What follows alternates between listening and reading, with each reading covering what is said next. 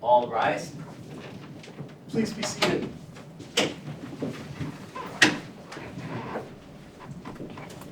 Back on the record on case number 21-1038, Odum v. Frey. The record should reflect the presence of all parties, counsel, all court personnel, and the jury. Will counsel stipulate to the correct statement of the jury? So stipulated, Your Honor. Yes. Mr. Busby, you may continue. Thank you, Your Honor. Your Honor, if I may, I'd like to show Mr. Odum what's been marked as Exhibit 5. Yes.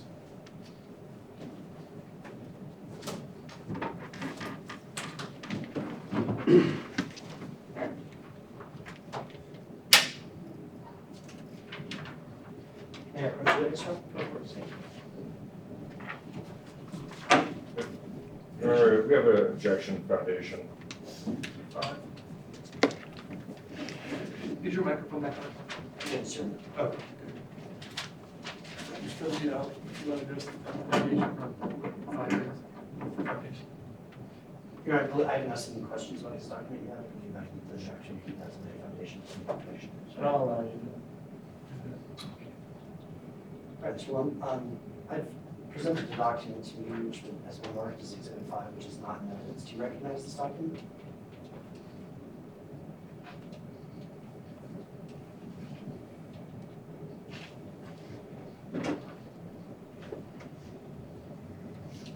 Yes. What is it? This is a verified complaint form from George Wayne Anderson, which was on 8/16/2021. Okay. And If you are again objection, lack of foundation. How does he lay a foundation if he doesn't ask questions about the document? This is, because this is a different witness who prepared this document. if I may, it's a government record. I'm asking if you recognize this as such. We approach? Yes, sir.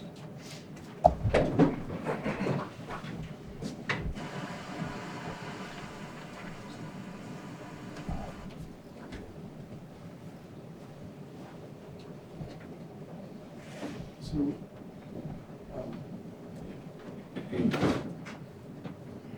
Mr. Lum, I'm going to allow counsel to ask you some questions, but I want to make sure you just answer his questions and don't elaborate until the court makes any rulings. Does that make sense? Yes, sir.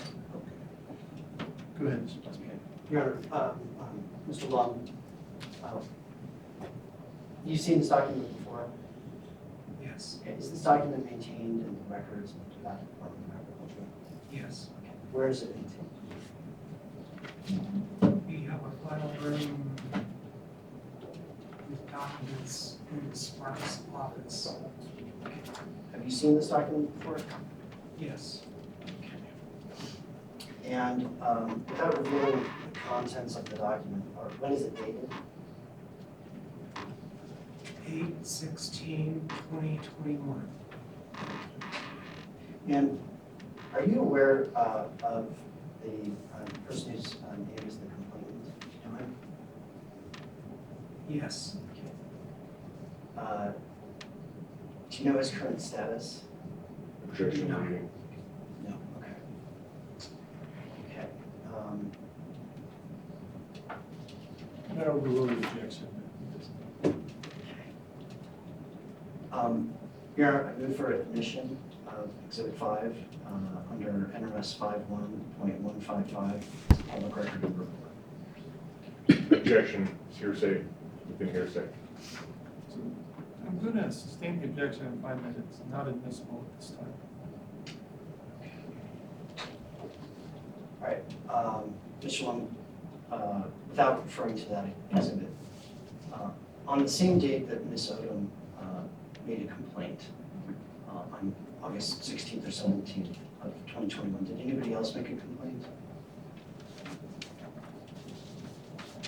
Yes. Okay, did you do an investigation for somebody else? Yes, I did. Who was that person? Objection, hearsay, lack of foundation. It's not hearsay, so I'll overrule that. The lack of foundation, I'll overrule that also. I'll just add relevance. I'm gonna allow the question, but I'll allow you to remove the objection depending on where it goes. Mr. Lund? Yes, that was George Wayne Anderson. And did you communicate with Mr. Anderson about his complaint? Yes, I What- conducted that investigation. And what were your impressions of his complaint? Objection, hearsay. Relevance. Your Honor, under NRS 51-105, I'm asking for the then existing mental, emotional, or physical condition of the complaint.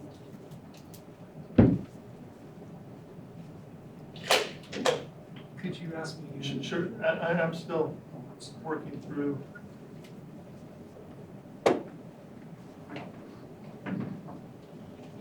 I'm gonna sustain the objection. I think there needs to be more foundation about who this person is, where they were located, how it's relevant to this case, if it is. Understood, Your Honor. Do you know where Mr. Anderson was located?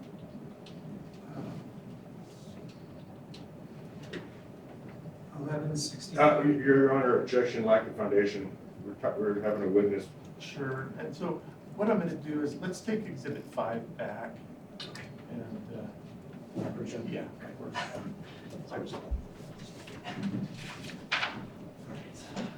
ahead, Mr. Blunt.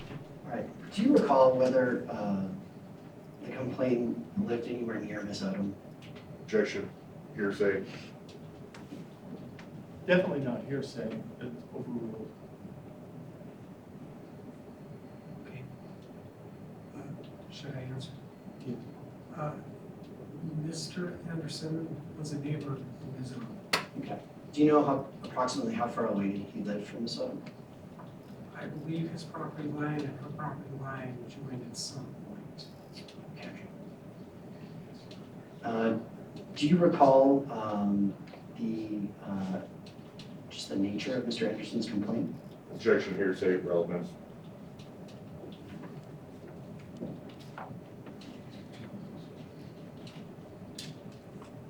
I'm gonna sustain it, I think that, I'm gonna sustain it on foundational. I think I know where you're going, but I think I want to hear some more foundation.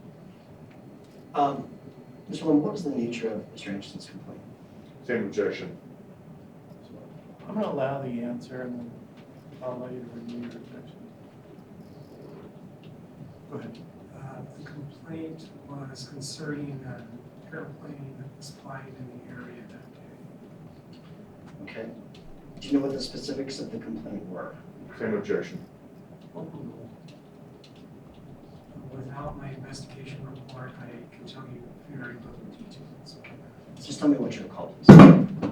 What I recall is that it was a complaint about an airplane flying crazy over the neighborhood and possibly spraying something.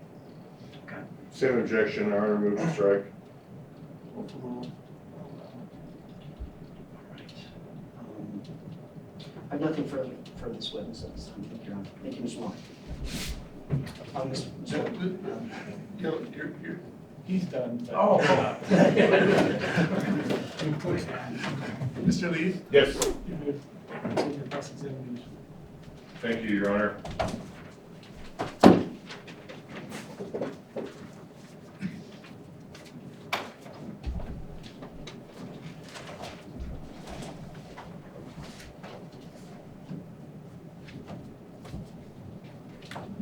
Good afternoon, Mr. Lum. How are you? Good. If you could try to keep your voice up, that'd be great, okay? I'll do my best. Thank you.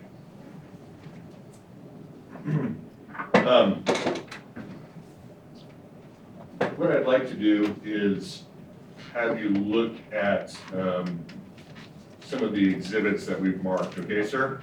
Yes. And rather than put them up on the screen, I'm just gonna have you look at them because we're gonna be covering quite a bit of information, okay? Yes. Your Honor, may I? Of course.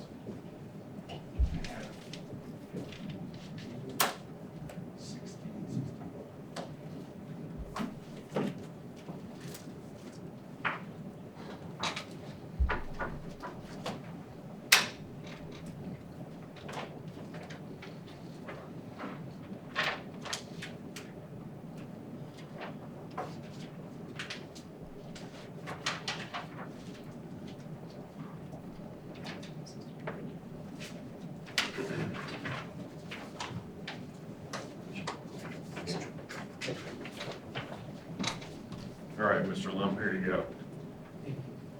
And we can use those readers. I didn't bring mine. All right, Mr. Lum, what I want to do is these were marked as exhibits. And the first one I want you to take a look at, please, is Exhibit 61. Yes. Okay, and that's the one we're going to be focused on for this initial part of your questioning, okay? Yes. All right. Now,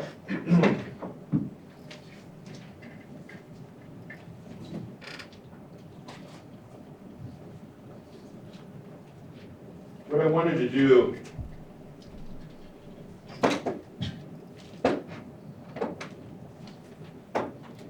is explain, if you could, please, to the jury. You were asked earlier about your background and qualifications, but if you could explain, how do you end up preparing a report? What's the purpose of this? The purpose of a report is to determine if any violations of the Nevada statute of law have occurred and whether or not the ag department will issue a fine action or suspension. And that would be enforcement action against a crop duster if there was a violation of the pesticide laws and regulations? That's correct. And what is the other purpose of your report? To gather facts and interview the involved parties and try to make a determination whether or not the evidence supports the accusations. And as part of your investigation, do you apply any special training or education that you have received when you're investigating and preparing your reports? So investigative techniques are taught through the Environmental Protection Agency through a course that all inspectors have to take before they can conduct investigations. I've been trained in both California and Nevada through EPA-approved investigation courses. And in California, I held a certificate, a license is what they call it, for investigative techniques. And those are investigative techniques when you have claims that are being made by people who claim to have been exposed to pesticides? That's correct. And are those investigative techniques also for people who have claimed that their crops have been exposed to pesticides? That's correct. And the training and certificates that you received in California, were those renewed or enforced when you started working in Nevada? Yes, once the certification in California applied to California only. Once I came to Nevada, I had to recertify with the EPA on the same investigative techniques. Okay. And the investigative techniques, in order to investigate a crop duster and a claim of pesticide drift, for example, or pesticide exposure, you have to learn about the methods of spraying pesticides to begin with, correct? That's correct. And so you have learned about how crop dusters operate. Yes. You've learned, for example, about the different chemicals or pesticides that are sprayed by crop dusters. Yes. And you've had to learn how to read those labels and enforce those labels. That's correct. And I believe earlier this afternoon you said that that's the first thing you look at is the label and to make sure that there was use consistent with the label. That's correct. The label is the law. And by the way, for each of these 3 investigations that you conducted into my client, you determined that there was use consistent with the label, correct? That's correct. Meaning there were no violations of the label. We found no violations. Now, in addition to learning about labels and enforcing the labels, you also learn about the spray technique. For example, how the crop duster will mix the pesticides in a tank with water, correct? Yes. Yes. And then that becomes the spray then that is emitted or sprayed from the crop duster as they're flying over the field. Yes. And you learn about the nozzles and the booms and the pressure that sprays the pesticide while they're flying over the field. Yes. And when they're spraying over that farmer's field, that's sometimes referred to as the target field, correct? Yes. Right. And so a crop duster will come in, they'll spray the pesticides to the target field, and they do that for the benefit of the farmer, meaning they're doing that to either eradicate some bugs or control some pests or to take care of some weeds or something like that, meaning they intend to do this. Yes. Okay. And then you've also learned about how when they're spraying, the crop dusters get pretty low so that they fly only several feet above the crop surface or the height of the crop, correct? As low as possible. And why is that? To make sure that the application stays where it's supposed to stay and doesn't drift. Okay. And so if they are down low spraying the field, when they get to the end, they have to stop spraying, correct? Correct. But if they're in a crop duster, fixed wing, they can't just stop that. They have to stop spraying, but then go up, make their turn, and then come back for another pass. That's correct. And you've learned all about those techniques, haven't you? Yes. Okay. And you've learned that the size of the droplet of the spray as the crop duster is spraying the field is important as well, so that the droplets are large and they stay within that target field, like you mentioned a moment ago, to avoid any drift, correct? Yes. And then finally, let me ask you, when you were learning about crop dusting in order to have your position, when you have claims of people of either drift or exposure, one of the other things that you always look at is the weather, correct? Correct. And because weather can have an influence on whether or not spray that is intended for the target field stays at the target field, correct? Yes. Wind is critical. All right. And Mr. Lum, when the crop duster is making his pass, and he gets to the end of the field, there's a shutoff valve, right? So that when they make their turn, the pesticides are not being sprayed while they're turning, correct? Correct. And in your experience, when you have agricultural fields that are in county areas where there could be residential properties around the field, as part of your investigation, you look to make sure that the crop duster, turned off the spray and kept everything contained within the target field, correct? Not so that it doesn't drift into those residential areas. Unless I was observing the application, I wouldn't be able to see that. Okay. And part of your investigation then is to go and look for potential evidence that would show whether or not the crop duster had turned off the spray and or sprayed outside of the target field. Correct.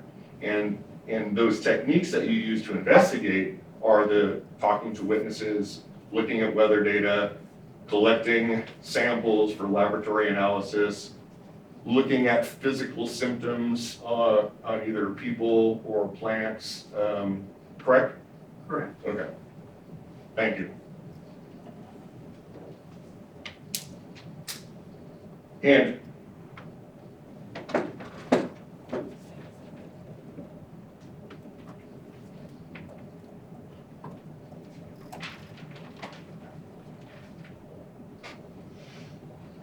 looking now at Exhibit 61,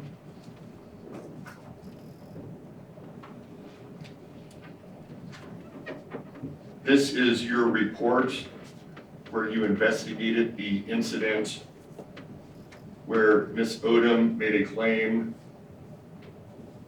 of exposure to pesticides Correct. with a date of incident of August 31st, 2020. Yes. Okay. And when you were conducting this investigation and preparing this report, you were using the experience and techniques that we've been talking about here, correct? Correct. Okay. So the first thing you did is you talked to Ms. Odum, yes? Yes. You got her information concerning what she observed, Yes. and she told you that on the morning of August 31st, and by the way, you went out there on September 1st, the very next day after. Correct. Okay. And when you went out there, by the way, you didn't smell any odor of any pesticides when you were there. No. Okay. Now, when you went out there on September 1st, you met with her, and did she describe to you that she had noticed a smell? Yes. And did she describe that smell to you?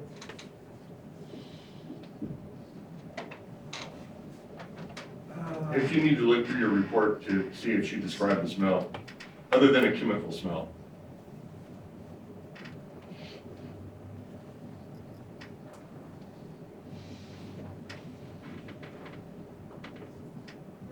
You know, I mentioned, noticed the chemical smell, but I don't know that it was described further than that. I don't All right. recall. And you went out there because, according to the first paragraph, you were informed that Ms. Odum believed that there had been a release of chemicals on her and her garden, correct? Correct. So she's complaining that she received a, direct spray application, just as if had been standing in the target field. Yes. Okay. And in fact, her property is at least a quarter mile away from the target field, at least a quarter mile east of the target field, correct? Correct. Okay. But when you met with her, did she did she have any clothing that she'd been wearing the day before that she gave to you so that it could be tested for the presence of pesticides? No.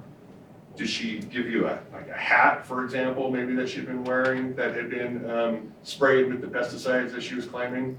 No.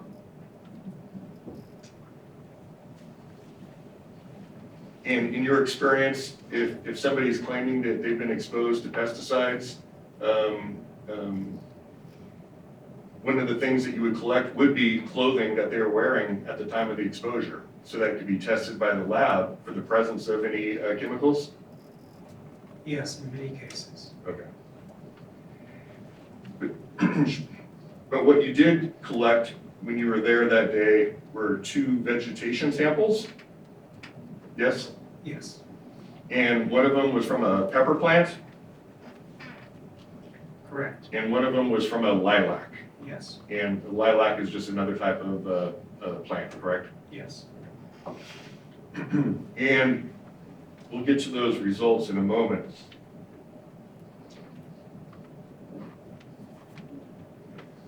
When you were conducting your investigation, you learned that the 2 pesticides that had been sprayed by my client's company were Fast-Tac with the active ingredient cypermethrin and Yuma with the active ingredient of chlorpyrifos, correct? And why was it important to your investigation to learn the 2 pesticides that were involved? For the purposes of testing for residue, we have to know which pesticides were in the spray mix that Mr. Frey was spraying that day. Okay. Then we can send it to the lab for determination. All right. And just so that we're all on the same page here, Mr. Lum, pesticides is kind of the umbrella word, and then there are different types of pesticides. There are insecticides, which control bugs. There are herbicides that control weeds. There's fungicides. There's all different types, but the only ones that we're concerned with in your investigation are either insecticides or herbicides, correct? For this particular investigation, yes. Okay. So you learned that FASTEC and Yuma have been applied to that Rambling River Ranch, which is about a quarter mile to the west of Ms. Odom's property. Yes. Yes. And are there? We have the Google image, but let me just ask you this, Mr. Lembo, it's easier. There's other residences and property between hers and the Rambling River Ranch, correct? Correct. And there's people who have their backyards up against, better to the north of that Rambling River Ranch property as well too, correct? Correct. As part of your investigation into this August 31st of 2020 claim, did you receive a complaint from any of the people between Ms. Odom's property and Rambling River Ranch? No, Ms. Odom's was the only complaint for that day. Okay, nobody whose backyard backs up to it? I received no other complaints. So you collected the samples, and again, we'll talk about those in a minute, and then they were sent off to the lab. And then you checked the weather data that would have been relevant for the time period when the crop duster was spraying those two pesticides, correct? Correct. And based on your review of the weather data, what did you learn?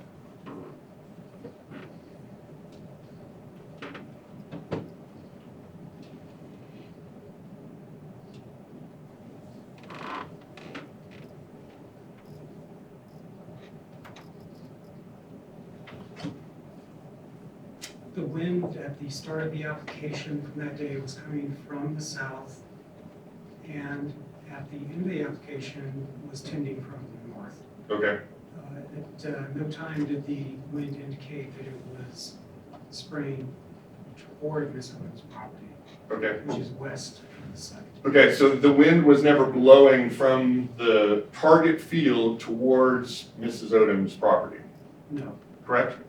not according to the weather. Okay, so there was never any wind blowing towards her, and that's important in your investigation for what reason?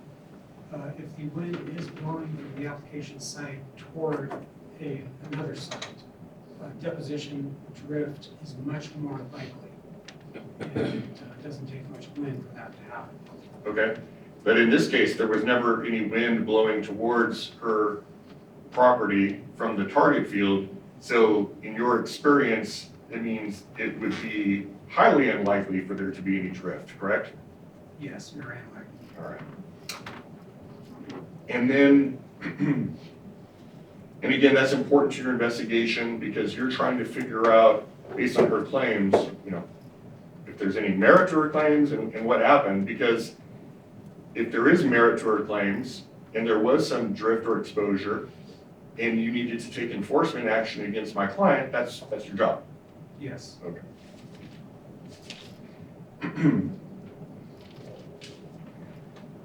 Now, when you have a tank mix of two pesticides, the FASTEC and the Yuma,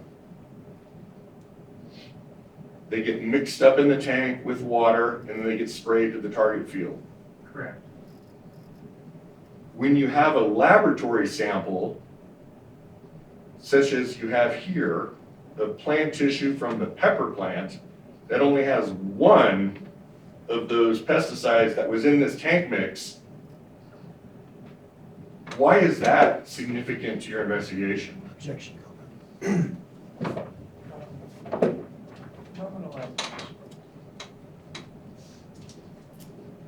For the purpose of this sample that we took from Ms. Odom's field for the pepper, we would have expected to find both chemicals present under the conditions that Ms. Odum told me occurred the day before. So if the plane came over and sprayed over the property, both those chemicals would have been present on everywhere. When you do an aerial observation, it's going to be Right. so it was highly unusual to find such a small, Right. sample in that chamber. And at the bottom of page 2 of your report, where you talk about how because the chlorpyrifos was found on only one of the samples at a very low level, it's your conclusion that if Frey had sprayed Mrs. Odom's property at very low flight elevation, like she stated in her complaint form, you would have expected vegetation samples to have high detection levels of both the FASTAC and the UV. That's correct. And when you talk about high detection levels, you're talking about not 0.009 parts per million, which is only, 9 parts per million. You're talking about hundreds, if not thousands of parts per million, correct? Significantly higher, Because you'd be getting a direct dose of the material, yes. just as if you had been standing in the target field. Yes, And you do not find that anywhere in the pepper sample that was collected, correct? correct, And you found no trace of either in the lilac sample. correct. And the lilac was in an area at or near where the pepper plant was on her property? Yes, I don't know the exact distance, but certainly within Ms. Odom's field. Okay, so, I mean, within the same courtroom as far as the two locations? I would guess yes. Okay, fair enough. And again, if you believe Ms. Odom's claim that she was sprayed by the crop duster, the lilac would have had extremely high levels of both chemicals as well. Yes,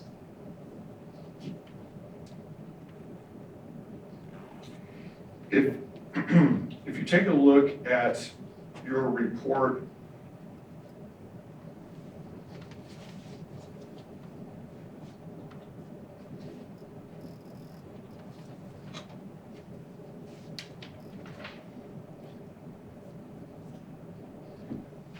beginning on page 3,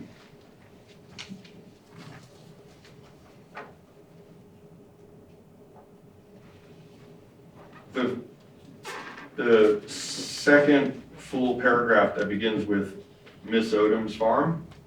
yes, Okay. And we're talking about her farm, you're talking about the produce that she's growing in her backyard? yes, that's considered a farm. Okay. As a business. All right. And you start talking about the organic certification of that, that produce, correct? Correct.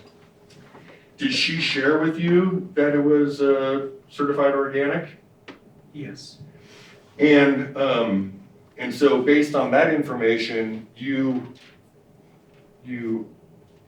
added to your investigation what, if any, ramifications there would be for organic certification, correct? correct. And why did you do that? Because if an organic farm experiences pesticide drift, it can lose its organic certification. And that was a great concern because obviously this was her business.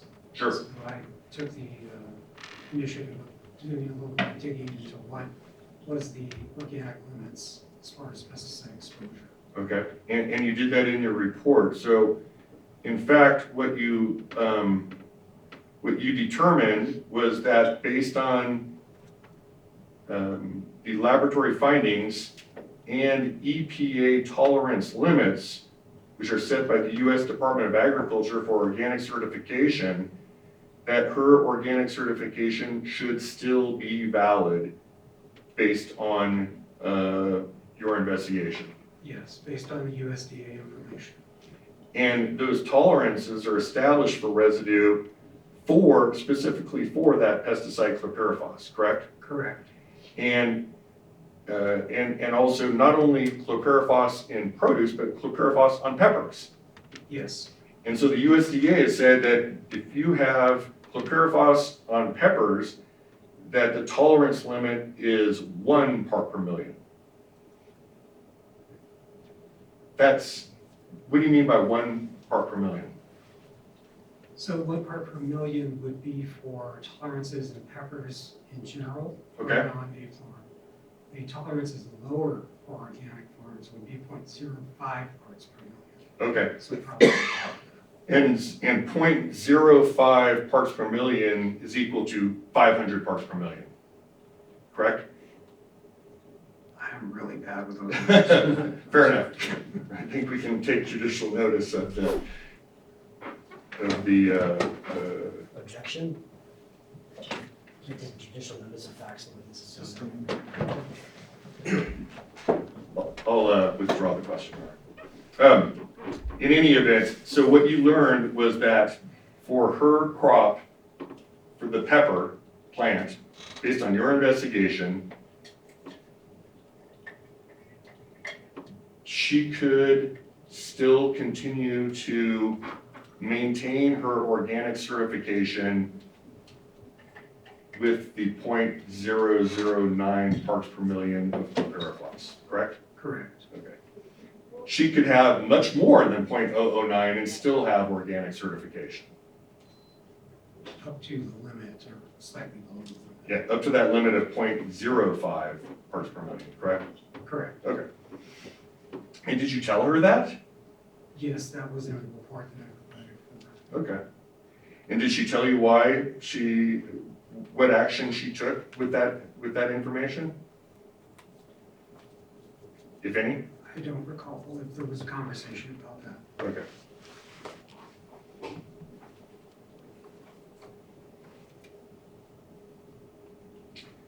So when Ms. Odum said that she smelled the chemical, she also said that there were physical symptoms on her plants, correct?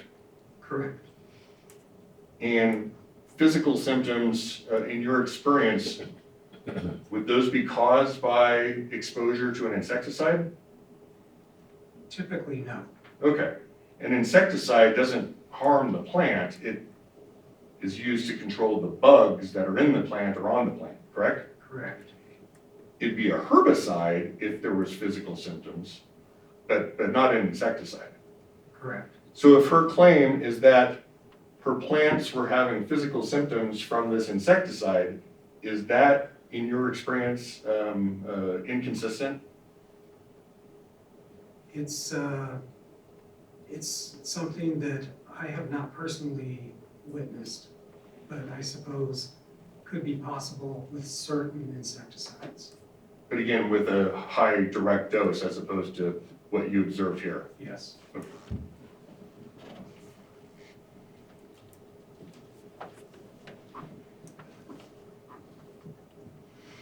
And you did note in your report there on page 3, towards the middle of the page, that full paragraph, that, just because you smell a pesticide or a chemical, that's not in and of itself the basis to take any sort of enforcement action, correct? Smell is not an indicator of exposure. Thank you. In order to be exposed, you have to be directly contacted by the pesticide. As I noted before, the odor is added to many pesticides for the explicit purpose of letting people know it's there. Thank you. And then you said towards the bottom of this page that it is possible that such a low level of chlorpyrifos could drift in from another application, not necessarily even near Ms. Odum's property. Yes? That's correct. And because Ms. Odum's property is in a farmland setting, there are numerous alfalfa fields in the area, as well as, variable winds and climate, et cetera, correct? Correct. And based on those very low amounts that you found of only 0.009 in the one pepper plant without FASTAC, just the Yuma, it's more than possible, it's likely that it came from some other source. Yeah, I should say that fast tack would not be determined by our testing, only the active ingredient chlorpyrifos, which Right. could be in many other pesticides with different names. And that's why you said in your report, it's very possible, or it's possible that it could be from somebody totally unrelated to the spraying that was being done by my client. Correct.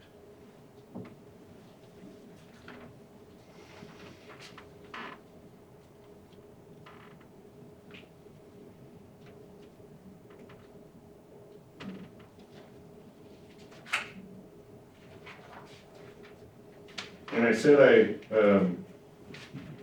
I would get to it earlier, and so I just want to show you one other lab result. So let me grab it. I have exhibit 14, page 8.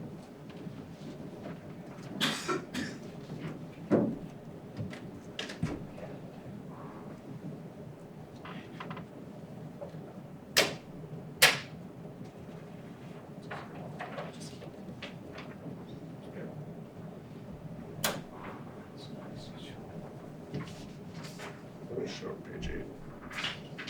There you are. This is exhibit 14, but I'm gonna just, you already talked about page 7, which was the chlorpyrifos at 0.009 and cypermethrin at 0, or non-detect, correct? Correct. And that was on the pepper plant. But then also take a look at page 8 of exhibit 14. And on page 8 of exhibit 14, that's the lilac plant, correct? Correct. And the lilac is the one you collected at the same time, from the same location, same area, general area as the pepper plant, correct? Correct. And what are the results from that laboratory testing? No chemical detected by the lab. And it tested for both the chlorpyrifos and the cypermethrin, correct? Correct. All right, thank you, Mr. Lum. Let me put that one back and.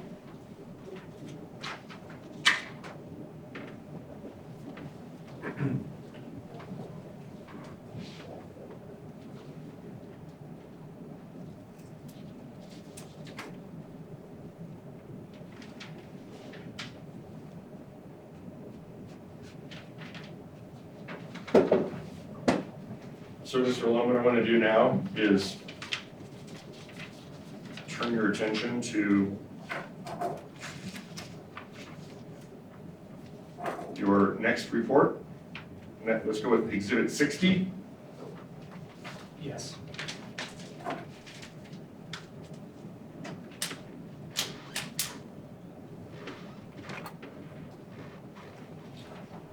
And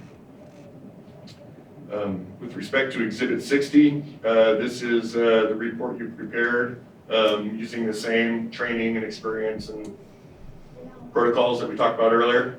Yes.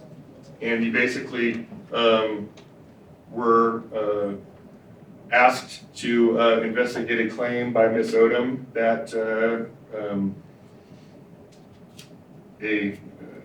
her property had been exposed and she had been sprayed on or about July 6th of 2021. That's correct. And so your understanding that Ms. Odum was claiming that she, both her and her property had been sprayed that day? Yes. That she'd been complaining about some symptoms, about being sprayed by the chemicals, and that she had plants that were covered in chemicals with burn holes in the plants. I believe so. If you're looking at, I'm looking at the bottom of the first paragraph, page 1. Oh, yeah, I'm sorry. Yes. that's Okay. correct. And so with such a report, or such a complaint, you went out there immediately the next day, correct? Correct. And you performed another investigation, Yes. and you used the same experience and training that we've been talking about, the certifications, and trying to ascertain whether or not there was any either direct spray or drift caused by the crop duster? Yes, And this time, you understood that the plane had been flying to the north of her property? that's correct. And so, with the plane flying to the north of her property, you performed an investigation, believing that there could have been some drift from the plane spraying a field to the north? Correct. Okay. And rather than collect isolated samples like you did the first time of the pepper plant and the lilac, because you were investigating a drift claim as made by Ms. Odum, you used a method of collecting samples based on a gradient, correct? That's correct.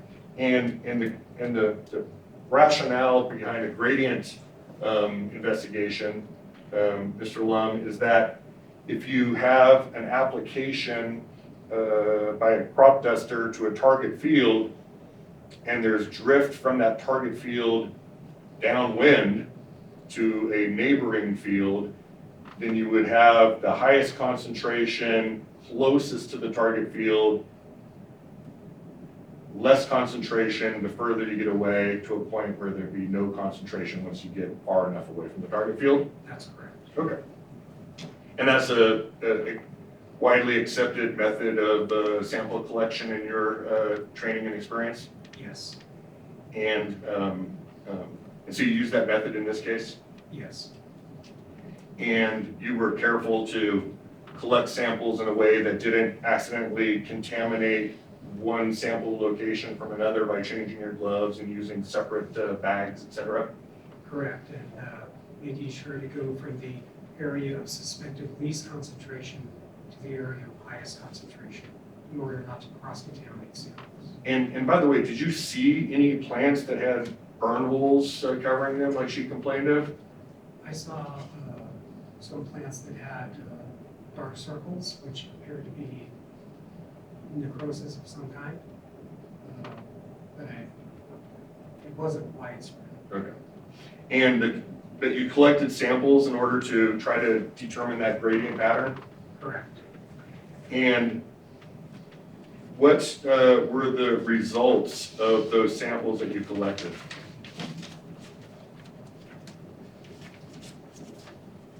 The samples that I collected for that particular day all tested negative for glyphosate. And if I may approach her.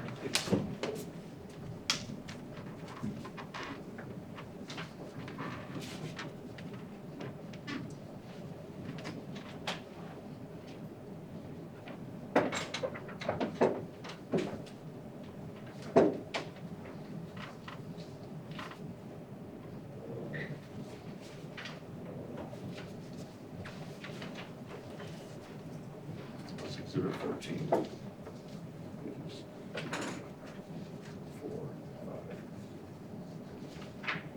4, 5, and 6. Good. Okay. Thanks. Hey, again, Your Honor. Yes. If you would, sir, take a look at Exhibit 14, pages 4, 5, and 6, okay?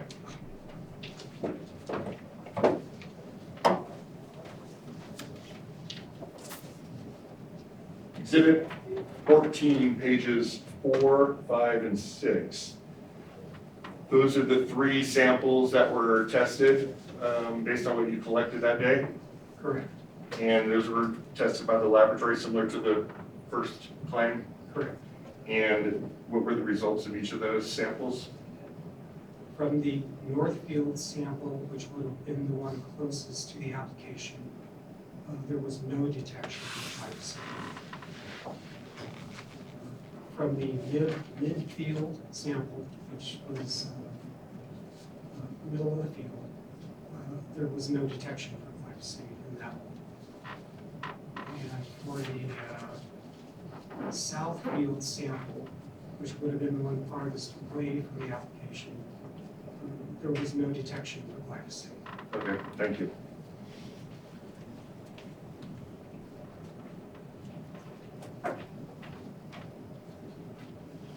And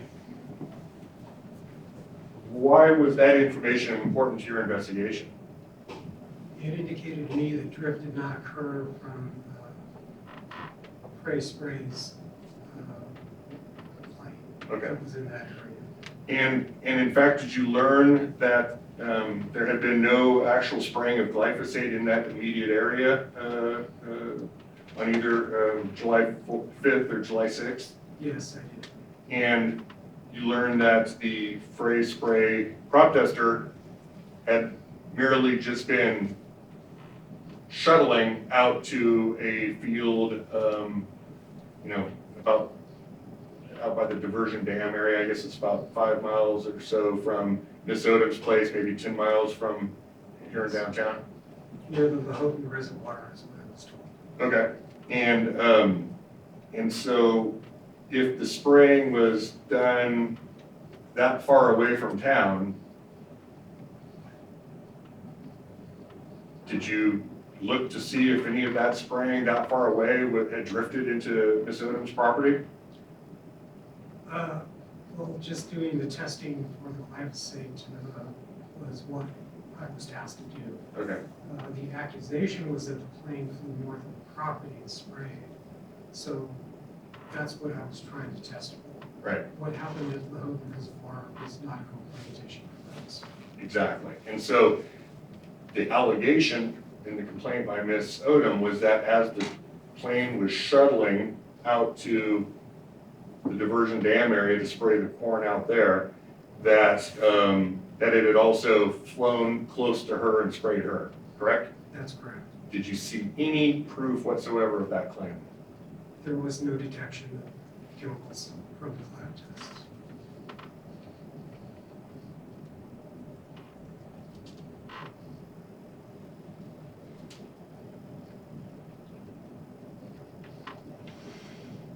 And on page 3 of your report, Exhibit 60, the last paragraph,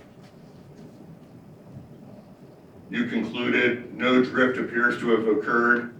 Recommend no further action at this time. That's correct. All right.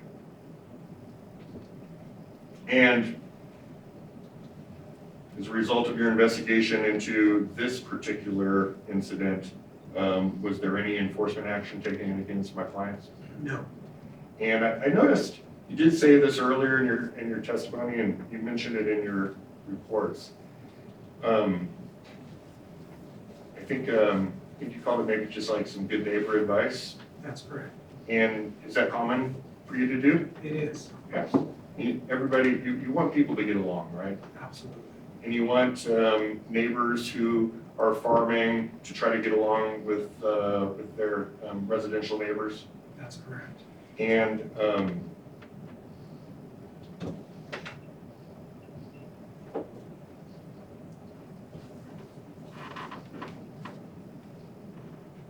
when you made the suggestions or the advice, the good neighbor advice to Mr. Frey, did he listen to you? Yes, he was very open to the idea, and he said he would make every effort to make sure the planes did not fly near Miss Odum's property. And that good neighbor advice balances the need for the crop dusting to take place, but with people who may complain. Correct. Okay.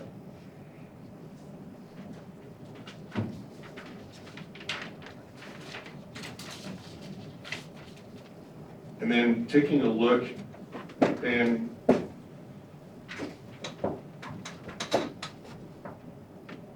oh, and by the way,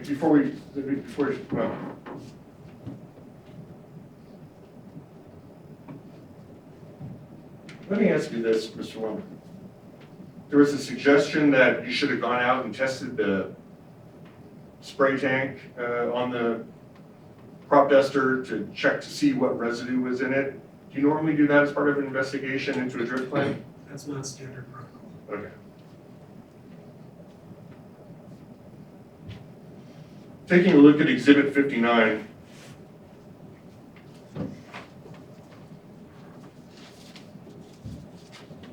Yes. Mr. Lum, this is another report that you prepared based on your investigation and consistent with your training and experience?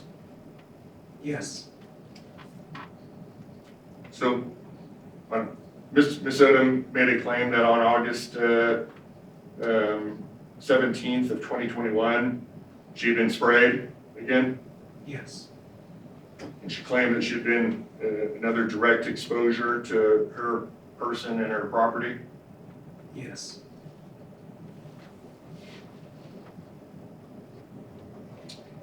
And based on that claim by Ms. Odum, did you go out to her property?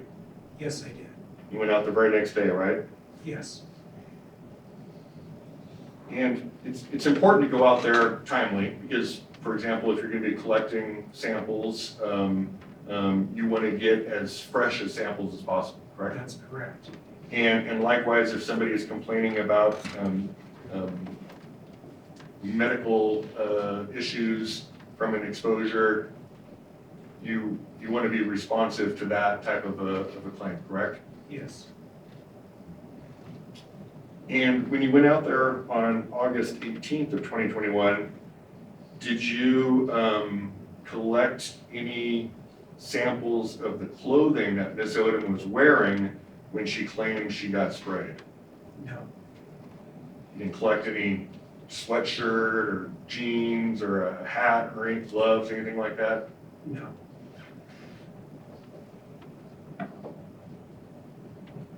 Did she volunteer to say, listen, I got sprayed yesterday, this stuff I was covered with this stuff, please take these and have it sampled and tested for me? no. When you went out there, what did you take a sample of? There was a large olive tree in the backyard, and I took samples of leaves from the olive tree.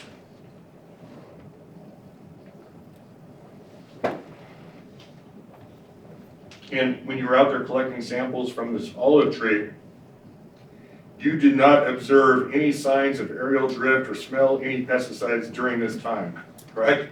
That's correct. All right. But you did take one vegetation sample consisting of leaves from the tree. Yes,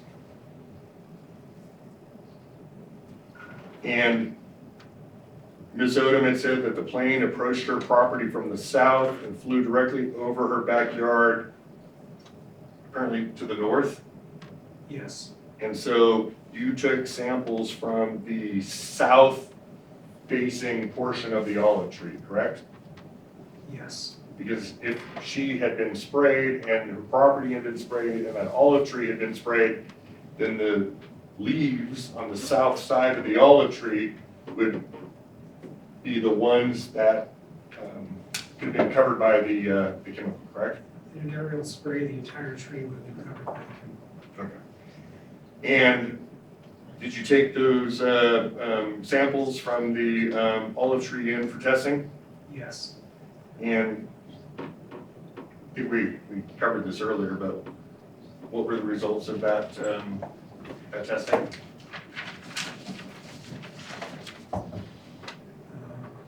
the NDA laboratory reported that the sample tested negative for malathion, which was the active ingredient described that day by Mr. Frey's company. Okay. And you learned that Mr. Frey had been spraying an agricultural field to the north of Ms. Odum's property that morning, That's correct. and that the pesticide that had been sprayed that day was an insecticide, correct? Correct. And that insecticide is called malathion, Yes, and malathion is used to control bugs that are going to be in the crop. yes, Okay. And you learned that the trade name for the malathion was called Fyphanon, Fyfanon. I think that's on page 1 of your report. yeah, I put it, looks like, FY Fanon, however you pronounce it. Okay. And, well, but you did your investigation, you pulled the label, correct? You Yes, said the label is important. correct. and you checked the label to make sure that the crop dusting used by my client was consistent with the label, Yes, and you determined that there were no violations, correct? correct. And that this has been a proper use of the product according to the label. Correct. And the laboratory test then that came back as non-detect, that's pages 2 and 3 of exhibit 14, the report of analysis, correct? Correct.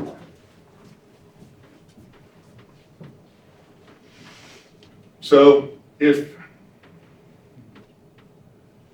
I think I have an incorrect page here, Oh. because it was quite the same. oh, I'm sorry, So, it was just the one page, I apologize. Just page 2, correct? correct, Okay. And that was from the olive tree sample? yes, Okay, yes. all right, you can set that down in that exhibit, thank you. And Mr. Lum, a result of non-detect in the olive tree for the material that Mr. Frey was spraying on that field to the north, is that consistent with drift or exposure? No,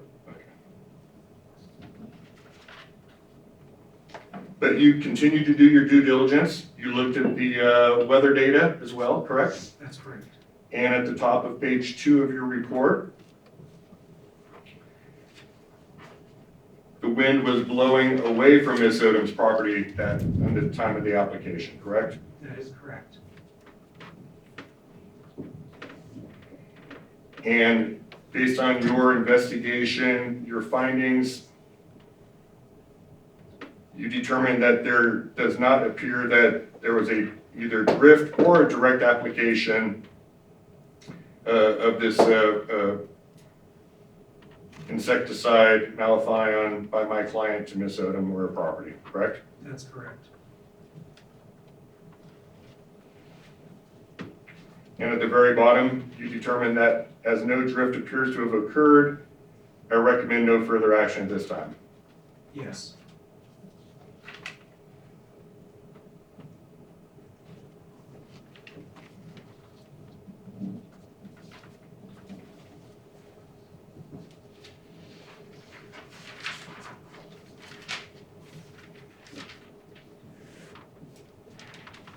Your Honor, just a moment.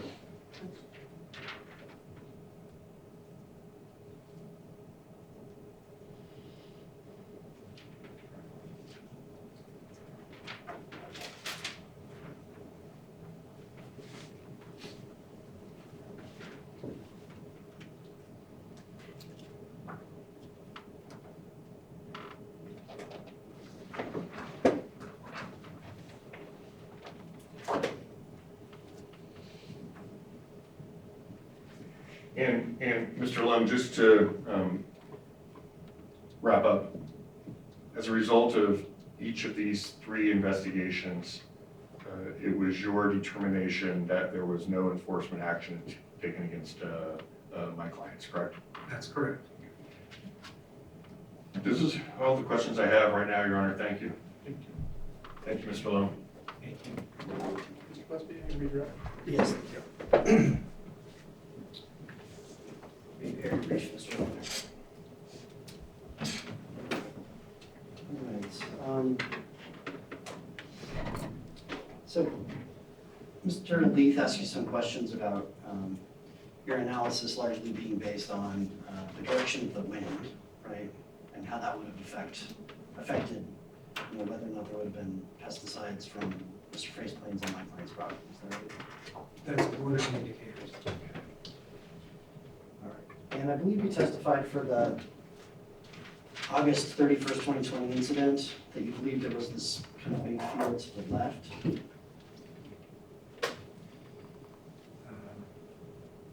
That was being sprayed that day? Is that the first one we looked at?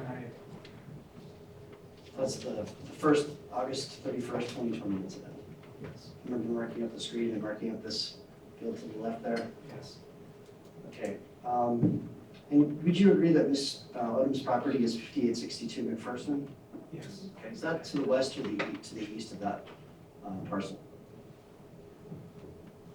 Of the field that was being sprayed? If the orientation of the map is north, and it's to the east. Okay. All right. Take another look at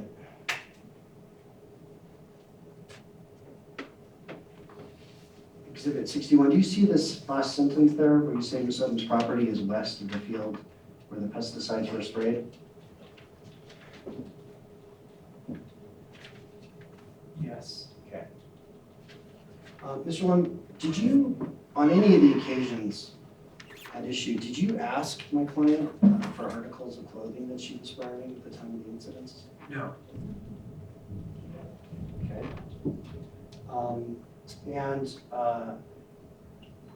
So just big picture, zooming out. Did you take any physical evidence of any of these incidences from Mr. Frey? Objections, vague and ambiguous. I'll allow him to answer the question if you can. I don't understand your So you question. did testing on my client's property, but you didn't test Mr. Frey's claim, right? Objection, asked and answered. I'm not allowed a question. No. You didn't test the fields that were being sprayed that day, did you? No. So essentially, the facts in your report, insofar as they relate to Mr. Frey's activities, are solely based on what he told you, right? They're based on lab tests for the field of Ms. Odum's field. I'm saying the facts is relayed about Mr. Frey's activity. Those are from his official records of application. Those are records that were created by Mr. Frey, is that correct? Correct. All right, no further questions, thank you. Thank you, Ms. Wilson. Mr. Leath, any questions? Nothing, Your Honor, but we just asked that the witness be leave for today, but subject to recall. Mr. Lund, we're going to excuse you now, but you'll be subject to recall. And whichever counsel may recall him, do you have contact information for Mr. Long, just so you can keep him updated? We don't want to. Yes. We know your time is valuable, and they'll be in touch with you on when you're ready to get back. Thank you. Okay, thank you. I'll keep an eye on myself. Thank you. Mr. Bailey, can we pick up these exhibits and put them in clerk?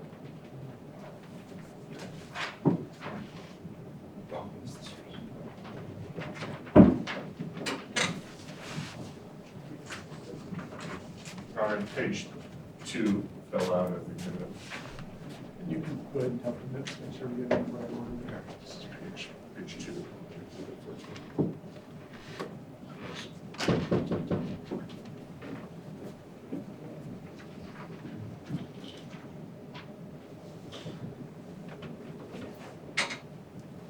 As we've been going since about 3:05, so it's a little over an hour. We're at 4:20. I don't want to break up.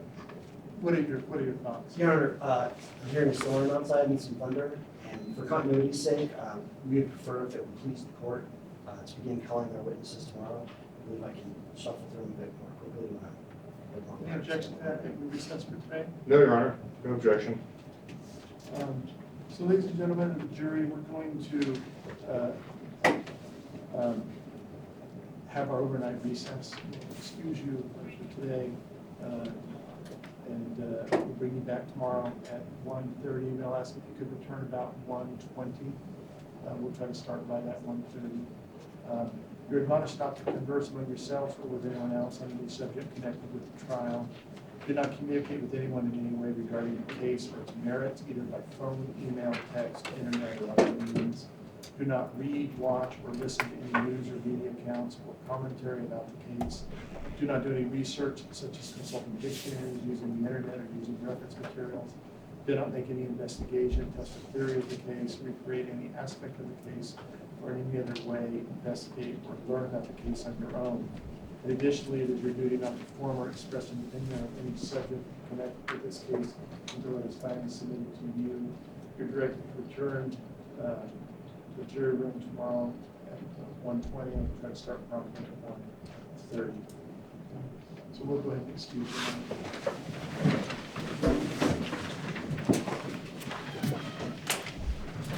You're welcome to leave your notes there. The bailiff will collect them and get them back. We're back on the record on case number 21-1038, Odum versus Frey. All parties, counsel are present, all personnel are present. We're meeting outside the jury at the close of the day. I have one issue. We had a bench conference at 3:10 where we discussed Exhibit 5, which was just right there, which is the statement by, I believe it was a Mr. Anderson. And we did meet here. You were then allowed to ask some questions over the objection of the defense. I'll start with you, Mr. Busby. Do you have any record you want to make on that? And I'll ask Mr. Leath if he has any record he wants to make on that. I have nothing to add. So we, I think I just verbally said at the bench the hearsay objection, but I don't know if I said it on the record.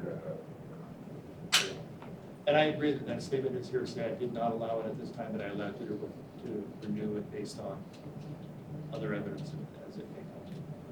Is there anything else we need to discuss today? Nothing from the planning. No, Your Honor. I mean, I do have a general comment about my witness coordination. So I have people coming from out of state that'll be here Wednesday at 1:30. Okay. So they may end up being in order, slightly out of order, but I know in talking with Luke, we'll be able to accommodate that. That's Dr. Dale Rush. Otherwise, nothing. Then we will recess for the day. Mr. Bennett, do you have anything? We'll recess for the day. Ask everyone to drive safe. It does sound kind of ominous out there. We don't get that very often. Your Honor, I sneaked my cell phone and there's a dust storm alert that says it can do it down to 0 visibility. Where do the dust storms occur around here? Usually between like Hazen and Fern, it can get quite harrowing. So you may want to, if you are driving back to Reno, you may want to be very careful. Definitely will do. We'll go ahead and be in recess. Thank you. All rise. Please be seated.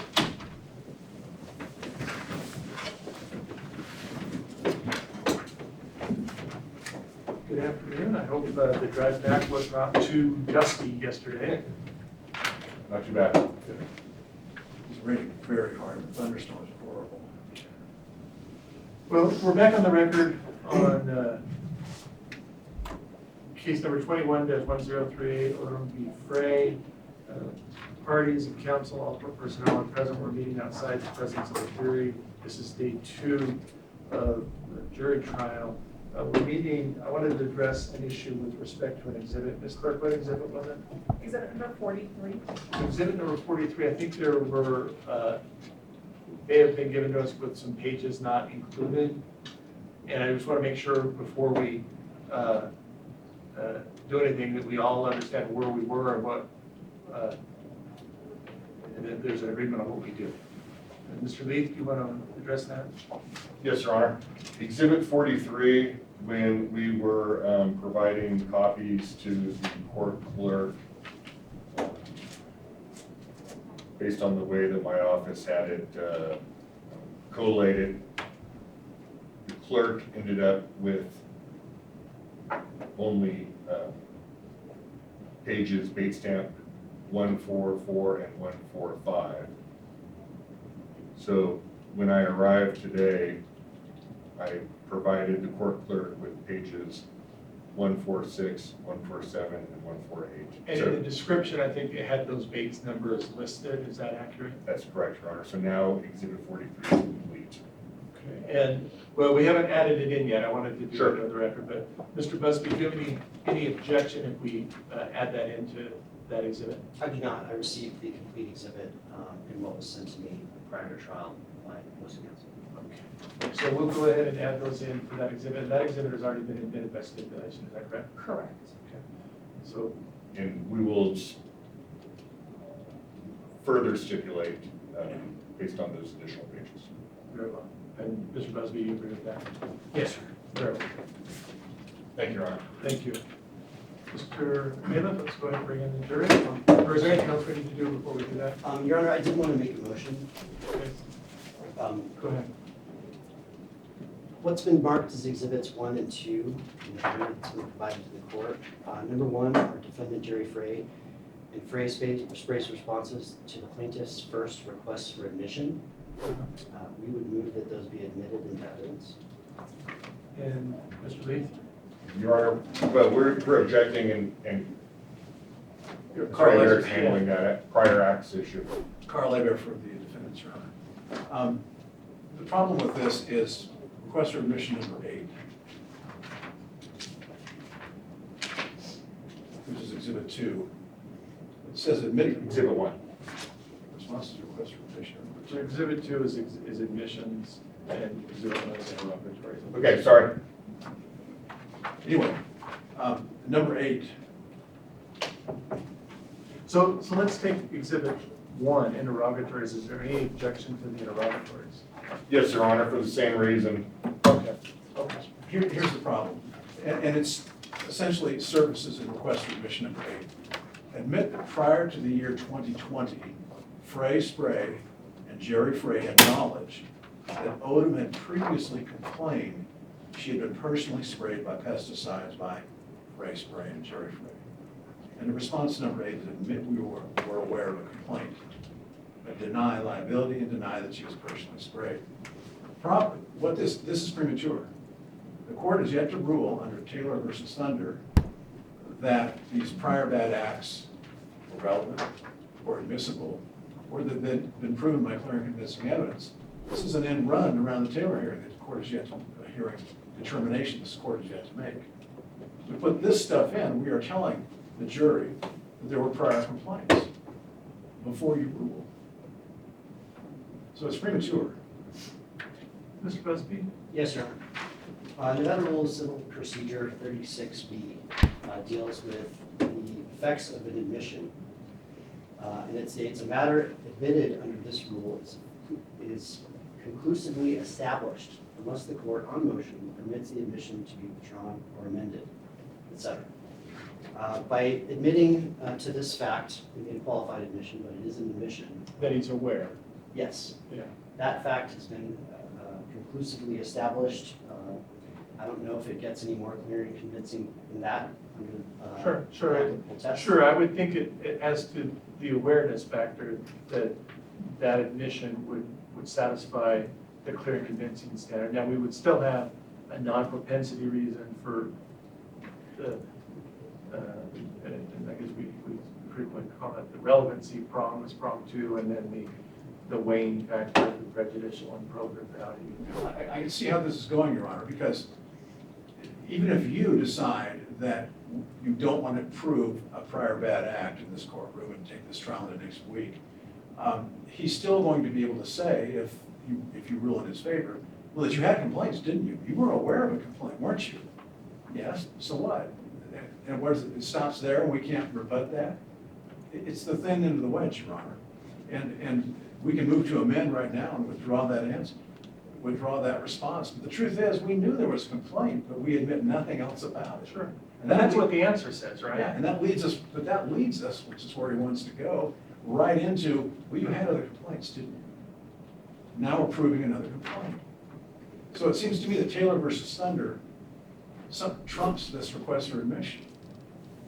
So let me just say, I want to think about it. I'm probably not going to rule right now, but I was going to share with you my thoughts. I think that the prejudicial versus the probative weighing factors are different on awareness of complaint versus because yesterday we were talking about a more in-depth analysis about payment of monies and different things like that.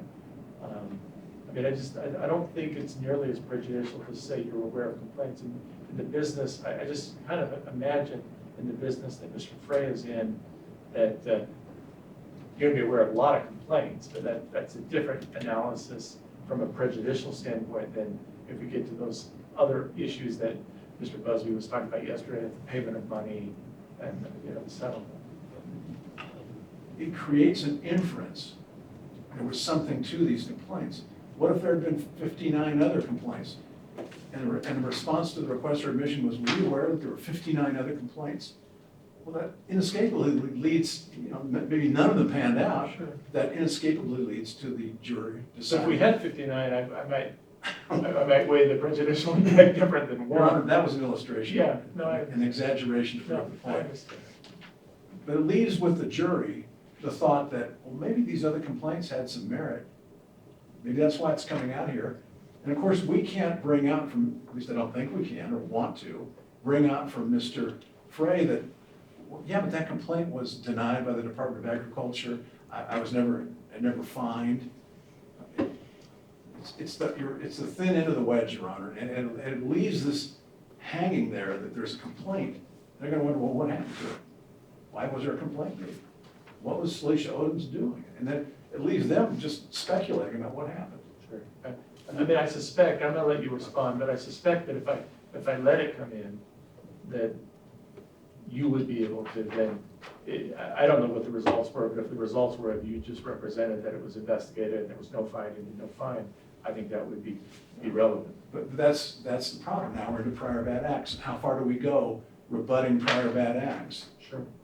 Okay, And that's the whole point of Taylor versus Thunder. go ahead, Mr. President. Yes, sir. Under Rule 36, subsection A5, grounds for an objection must be stated in the answer. There's no objection here. There's qualified admission. Under subsection B of the rule, it's perfectly clear that if you admit something, it's conclusively established. He wanted us to object in advance. Let's let him, I mean, he didn't interrupt you, and I know you Yeah, wanted to. my apologies, Mr. Busby. Go ahead, Mr. President. Under the rule, the obligation to object existed at the time of the response. If there was a prior bad acts objection, it should have been made then. It wasn't. We're now at trial. The motion was. So the prior bad acts analysis, I think, is different. It was interesting. You have the burden before you admit, I'm gonna use prior bad act as just shorthand, it's just conduct. So I agree with you that the admission satisfies the clear and convincing standard. But the other two prongs, you have that burden of showing them before their reference. So 1 and 2 aren't admitted. I do think that we won't have to hear a testimony on that limited issue of what 1 and 2 request admission shows that it's met the clear and convincing standard.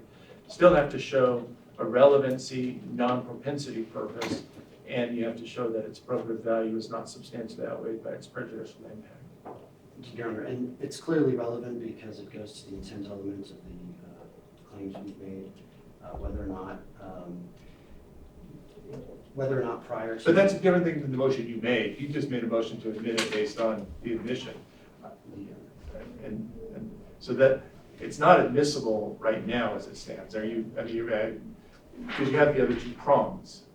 You didn't make any arguments until just now on that. So, it has been met. You've met the clear and convincing standard, but that doesn't make it admissible. Your Honor, in my experience, requests for admission, if the matter is conclusively established, that in my mind means that it's admissible if there's no objection based on the response. Now, interesting, the rule for interrogatories is different. Sure. It basically says, hey, an interrogatory response is admissible insofar as it otherwise would be under the rules of evidence. Sure. But there's actually no such rule in Rule 36. No, but an admission, if it were not a prior bad act, would be completely admissible if it was admitted. But this is a prior bad act which has 2 additional prongs that you have to meet. Your Honor, I believe that was meant based on the lack of objection, and it does meet that standard otherwise. I mean, it's clearly relevant. Okay, so what's the relevancy intent? It makes more or less probable the fact that Mr. Frey and his company knew during the first instance in August of 2020 that Ms. Odum was an organic farmer, that there had been a previous complaint, that spraying her would have particularly bad consequences. It shows intent. Intent for what? intent to do harm to Ms. Odum, intent to trespass on her property, intent to create a nuisance on her property, intent to commit assault by frightening her, and intent to commit battery if there was intentional spraying that contacted her body. So what about the prejudicial versus probative weighing factor? Well, it's highly probative, Your Honor, because it is probative to those elements of each of those claims. It makes more or less likely, it makes very likely the fact that the spraying incidents that occurred after the initial incident, the ones that we're complaining about in this case, weren't accidents. There's an absence of mistake. Number two, prejudicial effect. You know, it's something, it's not just that it's prejudicial, it's that it's unfair. Unfairly prejudicial. And it's not unfairly prejudicial because it doesn't conclusively establish that Mr. Frey admitted that he was guilty in the previous incident. It doesn't establish that there was payment. It just establishes that they were aware, had knowledge that Odum had previously complained she had been personally sprayed by pesticides by Frey Spray and Jerry Frey. So there's nothing prejudicial in that. It doesn't conclusively establish, or relieve us of our burden to meet, the elements of the claims that we made in this case. And under the prior bad act statute, there are clear exceptions to the rule. And this is where it gets kind of weird between the common law test, probative versus prejudicial, versus the test in the statute, which is you can use prior bad acts to show knowledge, intent, absence of mistake. And we're clearly offering these to show, hey, this wasn't an accident. He had knowledge of what he was doing, and there was an intent to do harm. That's not unfairly prejudicial. It creates, an impression in the jury's mind, an impression that the jury could rightfully draw that what they were doing to my client was intentional and wrongful. But that doesn't make it unfairly prejudicial. And there's no denying that it happened. That's really kind of the big, in the big picture, this case doesn't make a lot of sense, unless you understand those prior incidences. Because the gravity of the harm. Doesn't that sound like propensity? No, I don't think so, Your Honor. Because, we're not saying Jerry Frey is a bad guy. Sure. And that's why we're offering this evidence. What No, we're saying, what you're saying is he sprayed her before, and so he was more likely to have sprayed her now. no, what we're saying is he sprayed her before, so he knew what he was doing when he sprayed her again. There's no denying that, it's just like a car accident, Your Honor. If a rear end happens at an intersection, and you've got no evidence that it's an accident, there's no basis for an allegation that it was done intentionally. But if it happens 3 more times at the same intersection with the same parties, it ceases at that point to become an accident. And a reasonable jury can infer from that circumstantial evidence that there's more to this than just mistakes, which is essentially what's being claimed by the defense. Who's your next witness? Mr. Miller. All right. Okay. And Your Honor, Yeah, go ahead. I know Mr. Hebert is arguing this motion on behalf of the defense, but there is a critical aspect to the analysis that I'm hearing from Ms. Odum's counsel, and that is the pilot involved in this August 31st, 2020 was not Jerry Frey. I don't know that. Well, that's what the facts will show. Okay. And in the previous one, what will the evidence show? For the 2017 The one claim, that refers to the interrogatory. Mr. Frey was the pilot back in 2017. Okay, and that's the one that the interrogatory question is referring to. Yes. And if I may, I'd like to, on an analogous basis, make the same motion for our interrogatories. Similar to the request for admissions, there are no objections to these questions. If you look at, in particular, interrogatory number 5, which questions about previous incidents involving Mr. Frey, there are no objections. Now, it will concede that because the rule in interrogatory states that the evidence has to be otherwise admissible, that we have the same burden. But the same argument applies to this situation. If you look at interrogatory number 5, it describes in detail that there was a case number, and there was a settlement. There's a statement that it was believe, made by the insurance carrier.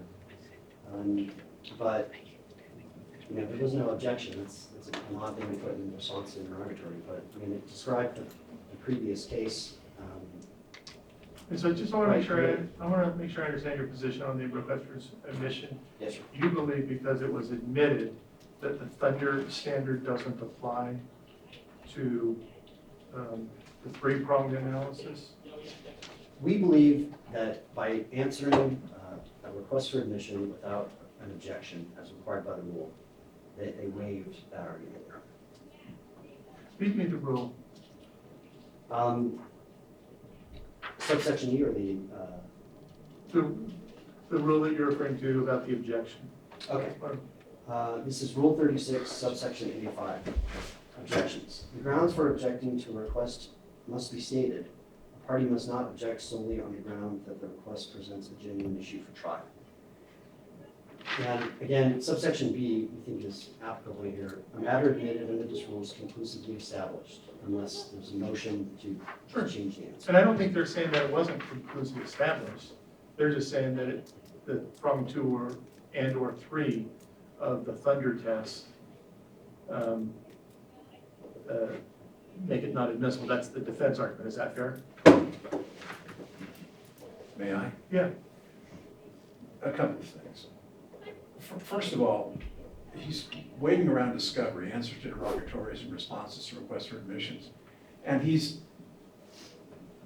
arguing apparently that back when we answered the discovery, we should have anticipated that he would try to introduce prior bad acts into the trial and objected beforehand, back in discovery, that no, we're not going to give you this information because you may use this for prior bad acts.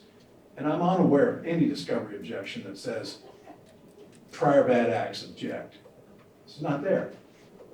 Look at what he said, look at what we say in response to request for admission number 8. We admit there was a complaint, we admit nothing else.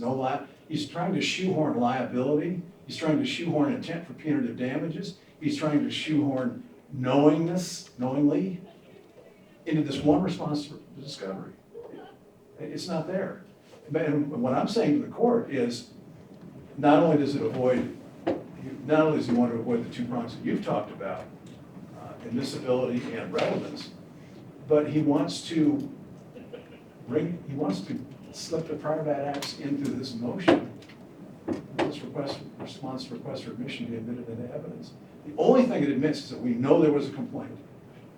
Now, if you leave that hanging there without a chance for Mr. Frey to rebut it by saying, yeah, I know there was a complaint, we didn't do anything wrong. That's the slippery slope of Taylor versus Thunder. Okay. All right. I'm gonna think about it. I'm not gonna grant the request that they be admitted now. Let me think about it. And I'll let you know. We ready for the jury? Yes, Your Honor, we're ready.